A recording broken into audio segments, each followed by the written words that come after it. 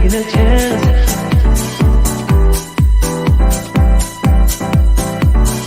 Telling me to dance, taking a chance.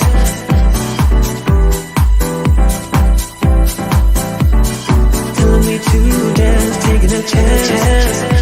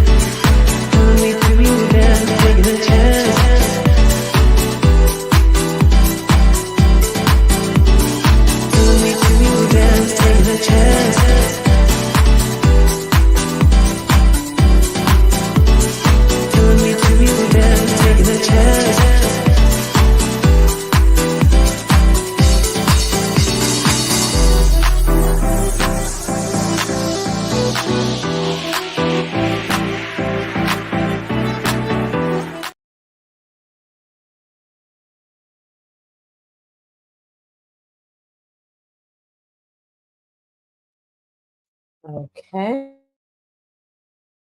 Cool. I can.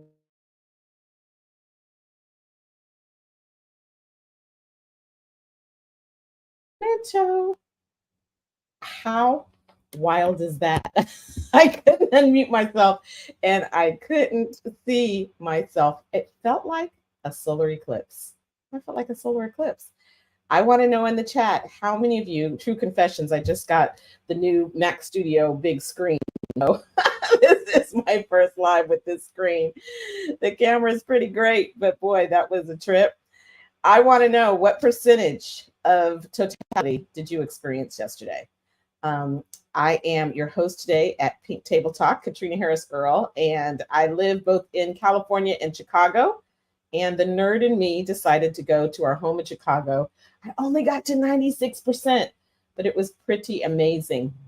And I'm even going to put in the chat, my cousin, a professor in Houston, she posted a great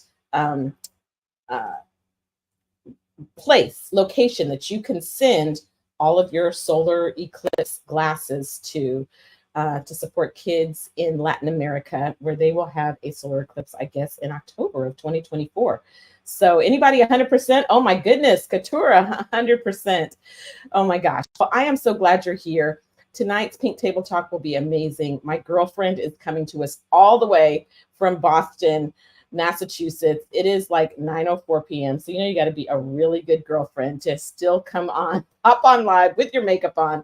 And I am so grateful because it's going to be an awesome conversation. We will top it off tonight by giving some cash away. So Dorothy's in the background and she's going to pop in and spin a wheel and someone's going to get some cash. And your beauty consultant will be sure to hit me up so I can cash app you, hit you in your cash app, and welcome you. So without further ado, Dorothy, bring in my friend from my New England friend, Diane Mentiply. Would you please bring her in? Hey, Diane, how are you? Hello. I'm so excited to be here. Even though it is 9 p.m., I'm excited. And I'm wide awake and alert. I know it. Well, thank you so much for being here. So how was it? How was the eclipse in Boston? Were you in the path? I can't remember. We were in somewhat of the path. It wasn't 100%. I'm envious of Katera, who had 100% totality. I mean, that's pretty amazing. But it got darker, it got cooler, it was all the things, and it was pretty incredible. And I generally don't. I don't want to say I don't get excited about those things, but I kind of don't. But it Yeah. was kind of cool. It was. It was. It's really neat because it starts getting you asking these questions and all this stuff. So it was a neat experience. Well, Yeah, I want to yeah. thank you. This is something that we have been doing for a while, and this is episode, I think, 20. And so thank you for being our 20th guest. And your story, Diane, is riveting. It's so interesting.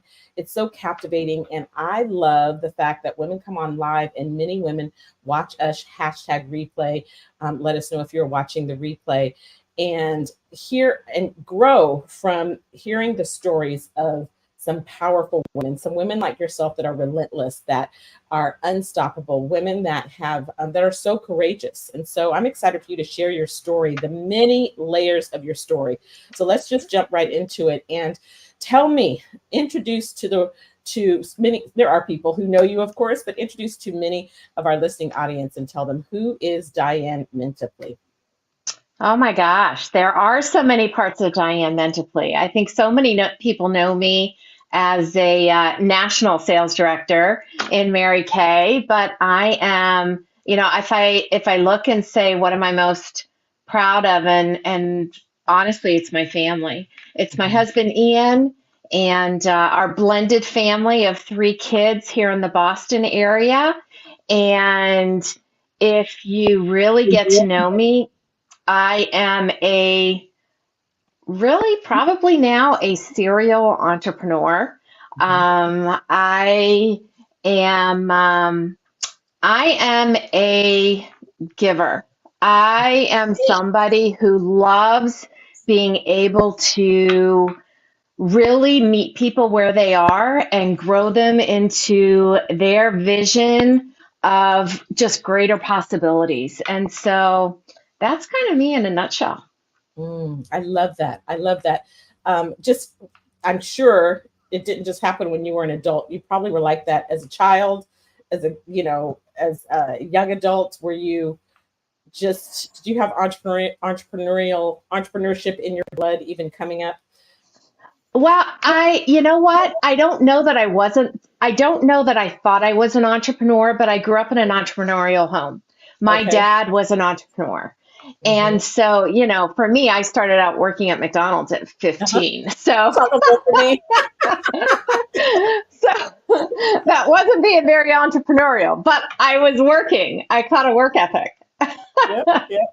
I mean, same thing for me. It was Taco Bell, but I bet you in the back of your mind you were thinking, "How can I run this place? Okay, how can I sell these hamburgers?" I won the scholarship. I became a manager working there when I wasn't in college. Yeah. I love it. All of the it. things. Yeah, winners win everywhere, right? I was like, "Oh my gosh, how fast can you make tacos?" I won the taco contest. So it's just what we do.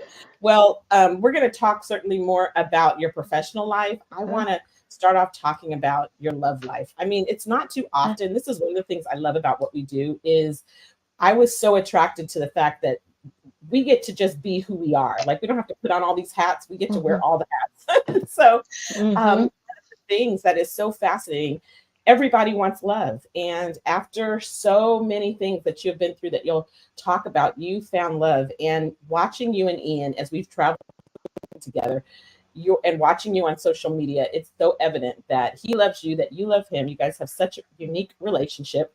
Was a tad bit envious. Where were we when I stood in the customs line for 8 hours and you guys got to go straight through? Where were we then? I think that was when we were in Portugal. Okay, I think so. I think so. it was. They went on strike, but because of Ian's passport, I believe you were able to go straight through. And we were there for 8 hours. But talk about finding love. You and Ian, what's the key? How do you guys make it work? And just share with our audience what that's like. Well, we kind of have a neat story as to how we met because we I was consulting. I was living in Philadelphia consulting for a company here in Boston. And I had been there for a few months, and then he had taken a position with this company. And of course, we didn't know each other. I was single, and I was happy being single after being in a really unhealthy relationship for a number of years. And I was late to a meeting I guess there were probably 20 people in the boardroom. And I was late to the meeting because I was caught up in another meeting. And I walk in late and he's fairly new. And literally, I'm expecting to just slide right into my seat at the table. And he stops the meeting and says, "Wait a minute. Time out. I need to know who is this that just came in." And it was we just connected, and it was love at first sight, kind of, and our relationship evolved. And it's so funny because I was consulting and thinking, I'm helping this company out for a short period of time until they found somebody else to replace me. I did not want to be coming to Boston every week. And then sure enough, we fell in love, and I'm like, I will stay in Boston. All the things. Where were you living, Diane? In Philadelphia. Philadelphia. Okay, so cold to cold, not so much. I mean, I'm in love with Anthony, and he's like, I live in Chicago. I'm like, okay. So yeah, Philadelphia. Philadelphia, believe it or not, it is enough warmer than Boston that I was anxious every time I went home to get back. Wow. Well, just tell us, what are a couple things that make your relationship so juicy, that make it work? We always love to learn from other couples. I think it's really just, I think really simplistically, I think we can look at it and say, you know what?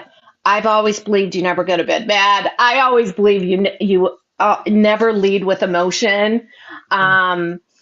But I also believe that you just learn to honor other people's choices. And I think that's one of the things that Ian and I have done so well, is that we find the joy in each other. It's not that we're perfect, that I'm perfect, that he's perfect. We all have our moments, but we find the joy, and we just honor each other's choices. And sometimes the choices we might not agree with, but those are the learning moments, and it's how we develop as people. And I think when we start wanting to control things, that's where friction can arise. And so we just allow each other to evolve. And we're continuing to do that today. I love that you said that, because people that know me in Mary Kay, we talk a lot about DISC, and I have a lot of D in my personality style. I know you do also. And my husband and I are a day apart in our birthday date. We're just a lot alike. And so I like to say that he's big D and I'm little d, because you have to learn when you are that boss in the boardroom, right? How to not, it doesn't mean that you lose yourself. And certainly he respects and loves the woman that you are. But I've learned that in the process, because, I got married when I was 45. So it was definitely a learning process. And I married Anthony with 5 grown kids. You married Ian with a blended family. That is huge now. So huge. So many women are mothers to a blended family, or mother figures in a blended family. How have you made that work for your daughter and for his 2 boys? I think we were fortunate because of the ages of our kids. Rochelle was a little bit older, and the boys were young. When I first met Ian, our youngest was 16 months old. So he was very young, and they had been separated for almost a year. And so the kids were young. So Rochelle was this cool big sister, and the boys were these fun little guys, and so it blended really easily. But I think the bigger challenge sometimes when you're blending the families is dealing with the other spouses. And, I was just really conscientious about always honoring the other spouse, no matter what. And so for us, I have to say that it was pretty simple. It was Mhm. pretty simple. But I Mhm. think the ages made a big difference. And Absolutely. yeah, and I just never tried to take the place of their mom, no matter what. That comes when you, with self-confidence, you don't have to, right? I mean, Yep. we know Hmm. how important our own mothers are. Why would we ever try to take the place? It doesn't matter what that looks like. It's Nope. like we can coexist. I can be in the same room. We can Hmm. celebrate family events. We just had one this week. It is so easy. And I know that's made a big difference. I love all of the five children and all of the grandchildren that have come along with them, and we have an amazing relationship. Finding love is blissful for anyone, but it's really blissful, or sometimes for some people even a little scary, when they've come out of such a challenging relationship. Diane and I we've been friends for a while, but I got to know so much more about your relation, about you, in this pre kind of interview. And I found out about your previous relationship and it being abusive. Yeah. So many women unfortunately can relate to that, either through themselves or their best friend or family member, their parents. Tell us a little bit about that and how you got the courage to exit that relationship. Yeah. Well, and I think you said it. I think there are a lot of people that find themselves in that situation. And my first husband was an alcoholic, and he was emotionally and physically abusive. And it's funny because I think people who know me find it hard to believe that I would stay in a relationship like that, and that I would tolerate that type of abuse. But I think that so often people don't know that's happening. Number Mm-hmm. one, because we try to protect the person that we're married to, Mm-hmm. and so a lot of times they don't know what's going on. But for me, it did take a little bit of time. It took a little bit of time to realize that was not the way I wanted to live. And I think when you're a fixer, I think so often we think that we can change the circumstances, that we can fix the situation, that we can fix them and what's Mm-hmm. going on, and that the love will prevail. And so I think we get stuck in situations like that. And for me, it was, and let me just say, it was bad to the extent that I even went before a judge and had a protection from abuse order, and I still went back. Mm-hmm. I still went back before the divorce happened. But I think it's those events that build upon each other and stack upon each other for us to gain our strength to make the decision. And for me, it was not something that I had thought about for a long time. It was just a moment that I realized that I drew the line in the sand, and I said that this was not the life that I was going to live. And I was no longer going to subject my daughter to that type of an environment. And I decided that I consciously decided I would rather be alone and Mm-hmm. then continue to live that way. But when I say that it was decided in a moment, like it literally was decided in a moment. He Mm-hmm. was in a bar with a friend. The owner of the bar that we knew called me to come get them because they were being obnoxious. They were shut off. I went, I picked them up, and I just had the wherewithal that I told his friend to get in the front, him in the back, went to the friend's house to drop them off. He got out of the car with the friend, and I just took off. And that was it. That was it. I went home. I called a locksmith. I got the locks changed, and I never looked back. And I think that no matter what it is, when you decide that that you're moving forward. Mm-hmm. And it's just a muscle that That was an instance that I didn't know I had the muscle, that Mhm. I just decided I was no longer going to live that way. And Mhm. at the end of the day, you realize that you're more powerful and you're stronger than you think you are. And I just learned through the process that, any day I would rather bank on with God and myself together. I would bank on us any day. Mm. Diane, so powerful. I still didn't know that story. I mean, of so many people that I know that have gone through what you've experienced, I think that's the first time I've heard it like that. The power of decision, just no looking back.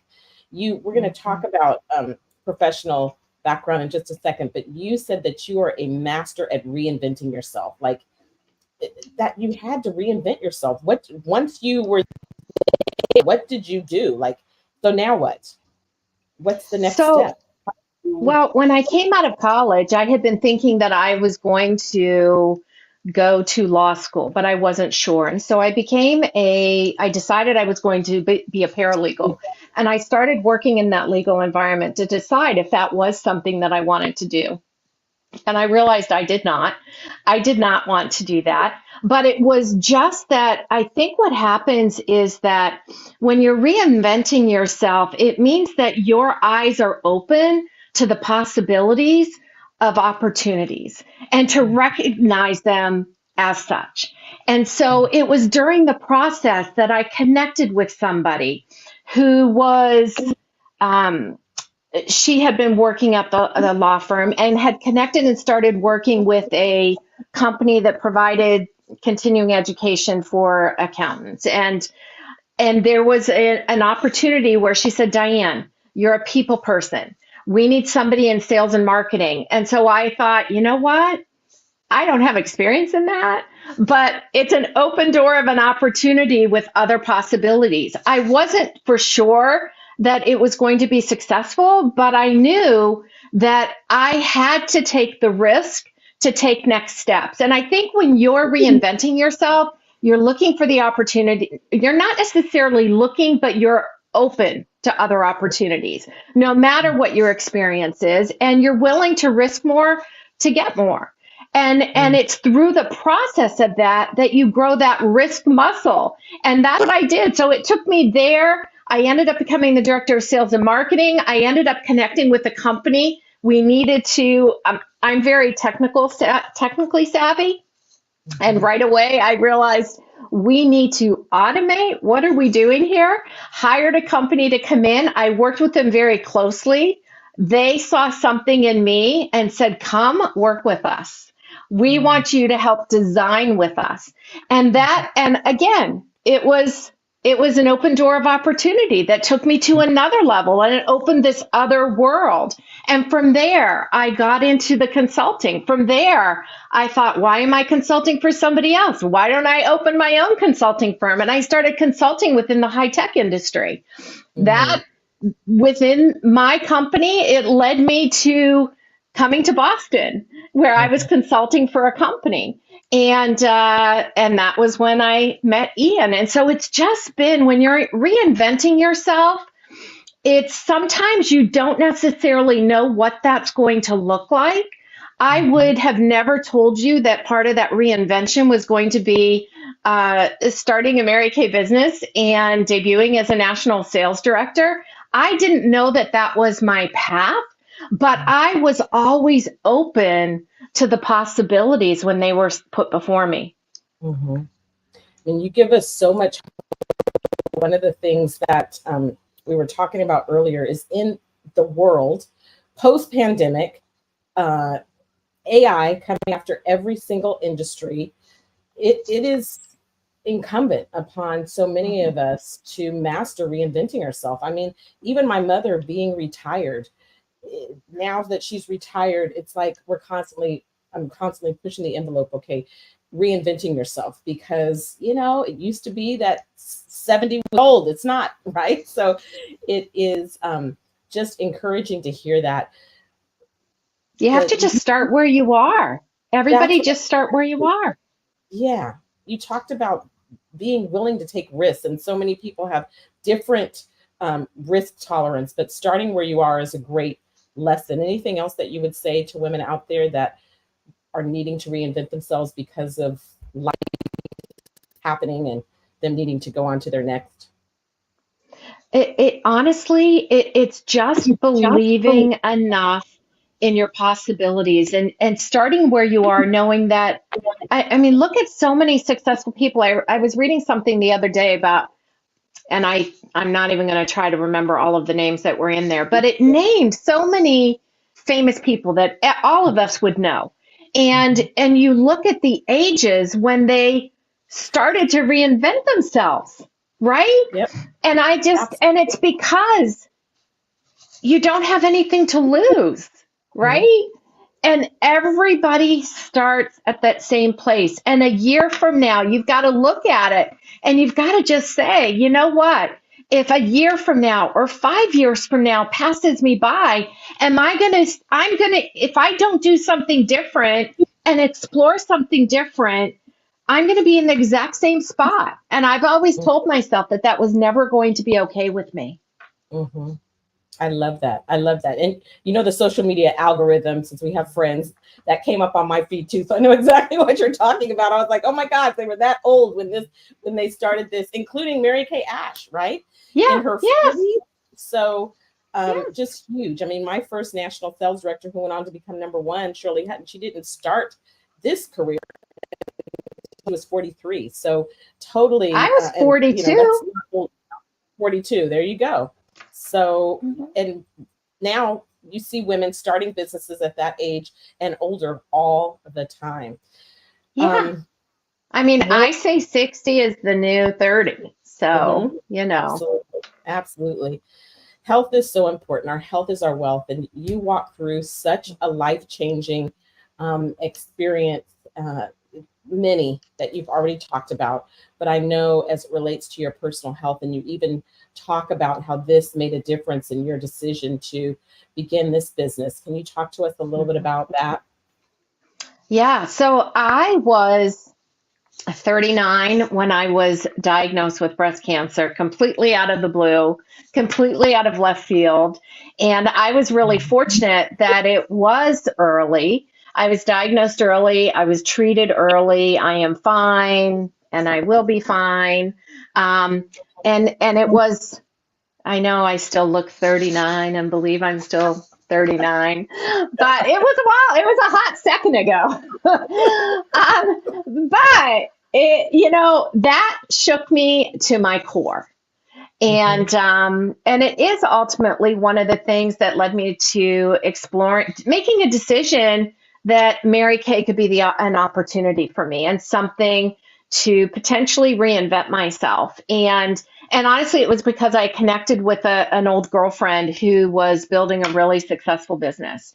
And she said, Diane, just do this with me. So it was kind of on a whim that I even said yes to exploring it. But what happened was that started some of the most significant personal growth in my life, and the realization that I was tired of working hard to build somebody else's dream. And when I shifted, moved to Boston, went from consulting to actually and contracting with this company to working full time for this company, there's a difference. When I was consulting, I was independent. I wasn't caught up in all of the politics of a position. When I shifted into working for them, because the market changed in the consulting industry, that changed the game. And I realized that I was working hard to build a company's bottom line, and that I was building their dreams, and that I needed what could happen if I went back to working really hard to build my dreams.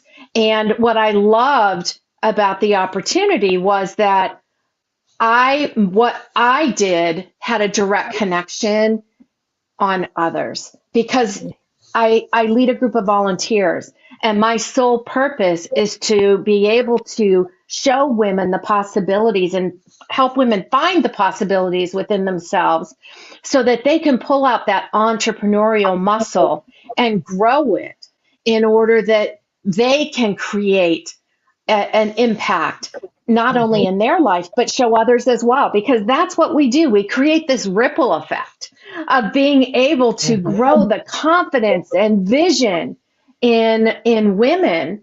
And I fell in love with Mary Kay. And it wasn't because of the products. Yes, we have great products, but I fell in love with the platform to be able to use it as the vehicle to have that impact. And in the process, it grew me.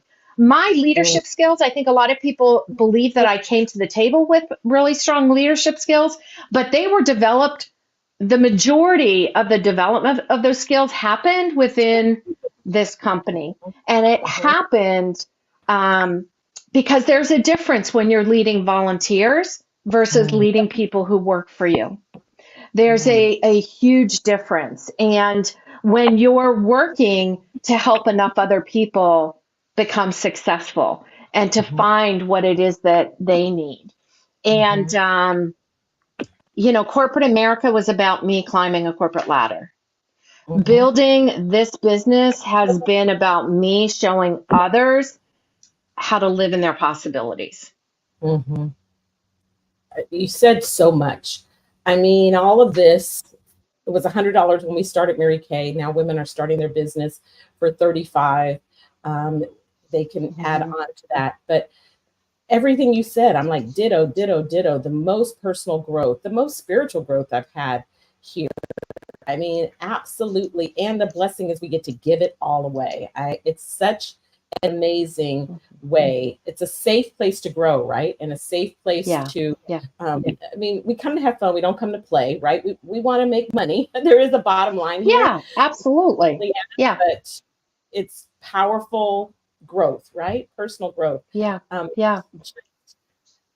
You are so good at what you do. Tell us just one or two stories that come to mind about people you've impacted and how you're like, whoa, it's one thing to win, and you've been winning all your life, so you're going to continue to win. But when you support someone else in winning, it's just different than what you get to do in your corporate job. Just share a story about one of your superstars or someone that you know your decision impacted their life, the trickle-down effect. Oh my gosh. I could go in so many directions because everybody is so different. And you guys, like, I don't know if you can see it in the mirror behind me, but do you see pictures in that mirror? And it's because on my, as I have experienced and grown along this journey, there are plenty of accolades that I could share with you. And on this wall over here that you can't even see are my plaques and all of that good stuff. But what I need to see, I don't need to be reminded about what I've done. I need to stay focused on who I get to impact. And so these pictures on this wall are pictures of all of my offspring sales directors and DIQs, so that I keep them at the center of everything that I do and everything how I am thinking. And so when I look at this wall, I think in terms of, oh my gosh, I'll share two out of all these people because I could tell you stories about all of them. But, I think of one of my directors, Carla. She is one of my high performers, and I met her in Boston. She came to an event. Her friend was getting married. It was a bridal event that we were doing, and Carla was a corporate girl, and she was very successful in corporate America. And they were here in Boston because her husband was getting his MBA at Harvard. And so she really didn't know anyone because they moved here so that he could finish his degree. And so she was building her business. And she was here wanting to meet people and have fun. And so she came to that bridal event. And a few months later, she decided, you know what, maybe I'm going to do this. This could be a great way to hang out with people and just see. And she fell in love with everything that the company represented for women. And her husband was not a huge fan of her quitting corporate America in order to do this. And she decided that she was going to be a director to help us debut our national area. And her dream was to be able to simply build her business and be a stay-at-home mom for when they had kids. And so she decided that she was going to expedite the childbearing process. And so she quickly got pregnant in order that she could quit her job. And it was the best thing that ever happened to their family because they since are living in Colorado. They've had 2 children now, but their lives have been so incredibly blessed as a result of her being able to be the homeroom mom, to be able to go into the school once a week to read with the kids, to be able to go into the swimming lessons and the piano lessons and the lacrosse and the soccer and like all of the things. It has been absolutely life-giving. And yet she has been an incredible financial earner for the family. And so that is Carla's story. Danielle is another one. And I met Danielle at a career fair. I was at a career fair to simply work with women to help them feel confident about how they looked for their interviews. And in the process of that career fair, I met Danielle. She was fresh out of college, going to take a year off from school before she went back to go to med school. And she needed to make some money. And she needed to earn a car. And so, fast forward, she became a director. But what I love about Danielle's story is not only did she become a successful Cadillac sales director, but she found the Lord. Again, she had grown up Catholic, left the church, became atheist. She reconnected into her faith and got out of an abusive relationship. So she's kind of like a second daughter to me. Lived with us for a short period of time as she was going through that transition. And she decided that she was going to move to DC in order to just kind of get away from the relationship situation. And but you know what? She wanted to find a guy and she wanted to get married and she wanted to have kids and she was having a tough time down there. So her national decided, you know what? People meet people online. And she was like, no, I'm not going to do that. And I thought, okay, well, I'm going to do it for you. And so I got her connected and she met this amazing guy. They are married. They have 2 beautiful kids. She lives a beautiful life. They're so involved in the church. And she is a successful Cadillac sales director. And yet she has the flexibility to be raising her family and still be able to have an executive income at home. So those are just 2 of those great stories. Just 2 stories. I mean, when I tell you, I would say one of the things that makes us different is we go deep with our people. It's a deep relationship, but finding her a husband, that's deep. Okay. That is totally deep. I just want to, I'm going to ask you one last question. Dorothy, go ahead and share for me just some of the reasons why people fall in love with this business. Number one, we make money. We earn 50% of everything we sell. That is really cool. Go ahead. Let's see. You can make me bigger. It feels like I'm make it that bigger. I'm having a little bit of internet issues. So Dorothy, go ahead and help me with that. It's not popping up for me. So, all right, there we go. And then the other thing, number 2, people love the flexibility of time, the fact that you can do a little bit or a lot. Diane talked about that. Love this business, that it's not multi-level, it's not pyramid. This is direct sales, direct to the consumer. And I promise you, just a powerful business opportunity that has been around solid as a rock for over 60 years.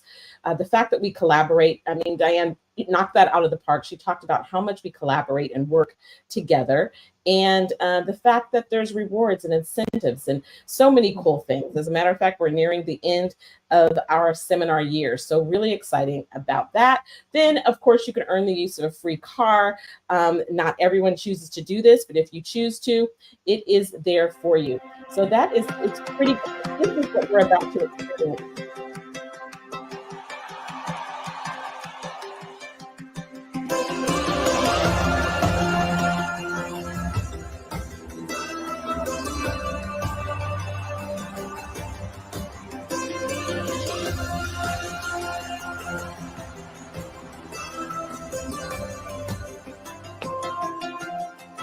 Every time I see you, I'm caught up in your magic.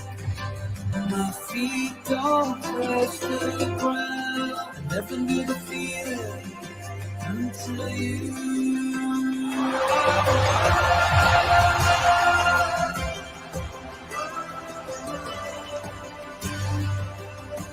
With you, I know I belong. When I look in your eyes, I can see it so shining. Driving to the sunrise, forever and always with you.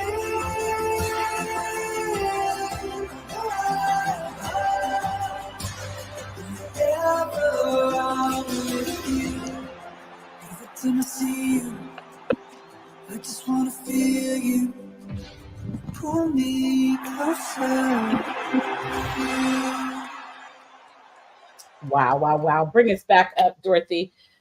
Diane, right before we do our drawing, as we come back up, why is Mary Kay right for the times? It clearly has been right for us. 33 years for me.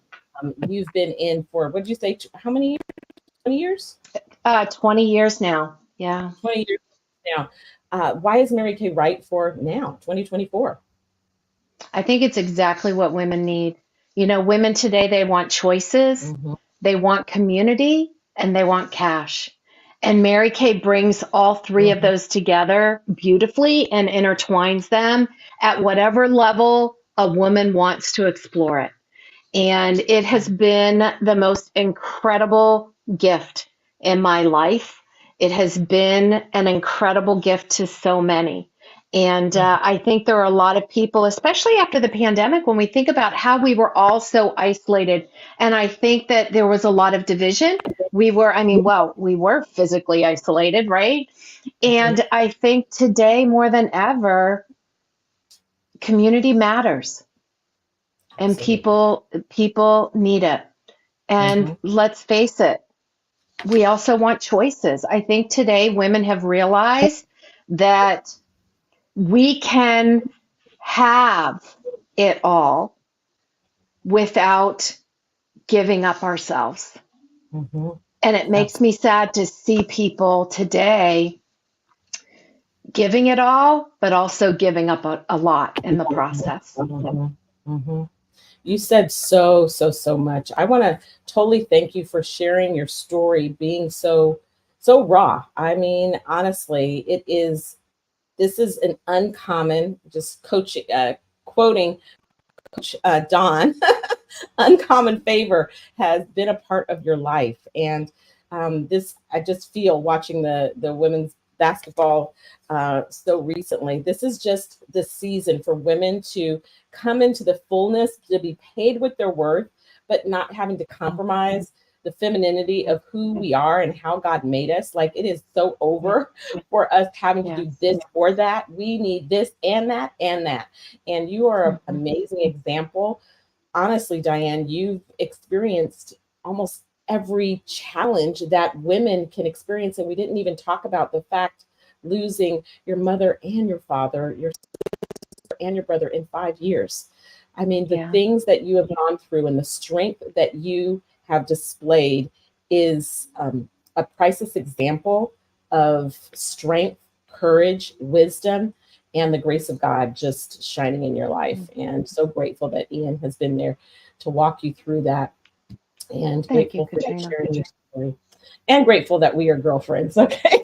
So Yes. we're going to give away some cash. And right before we do that, the sun is, as you can tell, the sun is setting here. It's like moving office. I'm envious that you still have sun. I know. I'm like, let me get down here.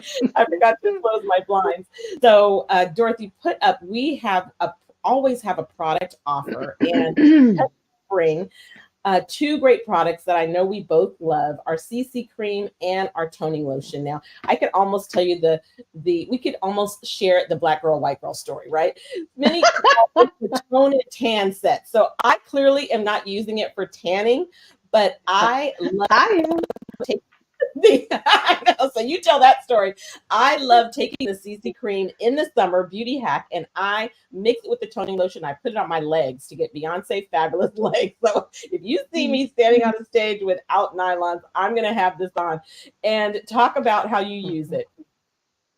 Well, I use CC on my face. I love CC on my face under my foundation because I have the driest skin ever. And so it just adds that extra moisture and the extra layer of coverage for me. But I am the white girl who has white legs. And if you see me without nylons and I'm on stage, it's the tanning or the toning lotion with CC cream. So every time it is the perfect combination. Perfect. I wear deep. Which shade do you wear? I do the medium to deep. Medium to deep. Yep, that's great. Yeah. Well, not on my face. On my legs, medium to deep. Legs, medium to deep, but on your face. Right now, I'm very light, but I'll go to light to medium. Yeah, exactly. That's what's I'm great. really white. Seasonal reprogramming. Get with your beauty consultant because all of us shade. I just literally had to change my foundation shade because we're going to start to change here. But a special tonight for you, right before we give away some cash, is if you purchase this set today, it retails for, pop it up here, Dorothy. It retails for $56. You don't have to remember anything. We just put it on the screen. You just have to be able to read to be good at Mary Kay. It retails for $56, but tonight we're offering you a special if you get with your beauty consultant and get this from her in the next 24 hours after watching live or hashtag replay, then it's only $45, which is really cool. Totally cool. It's a great deal. Now we have cash drawings. You are able to see, you're able to get entered in lots of ways. So when this wheel comes up, she's going to pop the wheel up and we're going to give you an opportunity to sign up for the next drawing when we're done here in a second. But when she pops the wheel up, it's going to look like there's tons of names, but because some women have multiple entries. They have held parties. They became a beauty consultant, all the things that you can do to get entered. And so everybody who's watching gets one entry, but many people have multiple entries. And for watching today, you get entered into our drawing in May. So Dorothy, let's bring it up and we're going to spin this wheel and see who our winner is. Thanks for hanging out with us tonight. Woo! Okay, we got a lot of entries because we had a lot of people join us in the month of March. So let's spin the wheel and see who the winner is. Who's the winner? Their beauty consultant's going to text me and we're going to hit you on your Cash App. The winner is, I always love this, giving away cash on camera. Is the wheel going to stop? Oh my goodness, I gave it away. This is my BFF, okay? My very first recruit in all of Mary Kay, Tracy Fisher, is the beauty consultant and the sales director, and her winning guest is Alita Stowe. Now, I didn't see Tracy in the chat, but I did see her mother, Christine Hill. So text my girl, Tracy, or Miss Alita, are you on? And I am excited that you are a winner. Yay, yay, yay. Congratulations. Congratulations. So excited for you. I want to let you guys know that we have something special coming up. Dorothy's going to pop this on the screen really quickly. This Sunday, April 14th, if you're watching this live, is going to be a very special event. It's called Magic Happens Live. You can go to magichappens.live, magic.live with myself and two of our girlfriends. We will be on, and it's a wonderful full circle product event. You can pop in there, and we're going to give away even more. We're going to give away some cash, some Southwest gift card, Target gift card. We're going to give away a lot of really and cool things. So that is going to be magichappens.live. And then we'll post the flyer. It'll be right on this page afterwards. And then on the next drawing is going to be in May, and we will post that also on my fan page so that you can go ahead and get signed up for that. It'll be on May 14th, and really excited. Now, I just wanted, you could take us back full screen, Dorothy. I want to just make this announcement. We've heard all these things that are taking place with Facebook not allowing us to stream into groups. So if you're watching this on the Rock Your Fabulous Facebook group, just know that starting in May, it will only be on my fan page or YouTube, because for whatever weird reason, right, Diane, technically it doesn't make sense, but Facebook is cutting us off from streaming directly into groups on April 22nd. Now, don't you just believe they got something up their sleeve? Like, yes, they're going to monetize in some way. Yeah, they're going to monetize in some way. And we'll roll with it. But as of today, that's what we know. So I want to thank you again. You guys, would you please comment in the chat what part of Diane's story you love the most? Hop over to her on social media and find Diane Mentiply. You can go to my friends list and find her there. Some of you are already following her, and just comment what you love the most. Diane, thank you. Thank you for being a guest here on Pink Table Talk. And I can't wait to hang out with you again, my friend. Just see you. Thanks for having me. It was my honor. Awesome. Love being here. Tell Ian thank you for sharing you with us on a Tuesday night. So take care, you guys. Absolutely. Coming to the Pink Table. Bye-bye.